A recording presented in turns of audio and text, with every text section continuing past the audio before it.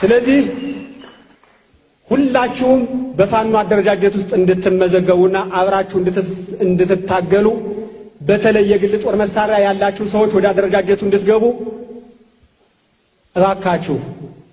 ከተማችን ላይ ጥይት አንተኩስ። ቤት ግቢ ውስጥ ነው የሚተኮስ መሳሪያ አለ፣ ወደ ውጭ የማይወጣ የልቅሶ ቀን ብቻ የሚተኮስ መሳሪያ አለ። ጠላቶቻችን አንድ ጥይት ለአንድ ጠላት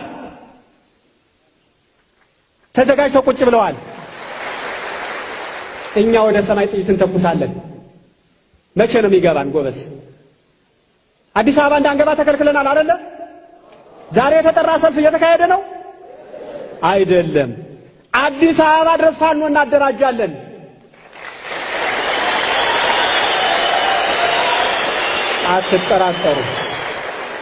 አትጠራጠሩ። አንድ ጥይት ሲጮህ ቄሮ አይደለም እዚህ ጎረቤታችን ያለው ጥንፈኛ ቡድን አምናኔ ከሶስት ጎራዎች ገብቻለሁ።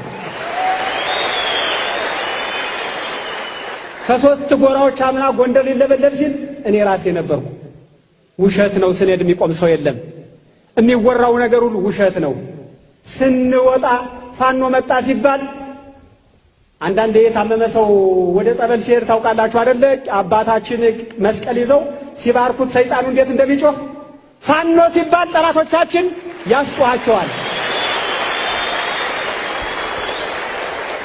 ይሄን ስም ይዘን ይሄን የተከበረ ስም ይዘን ህዝቡ በሚፈልገው ስም አያቶቻችን በከፈሉት ዋጋ ልክ ሆነን መገኘት አለብን።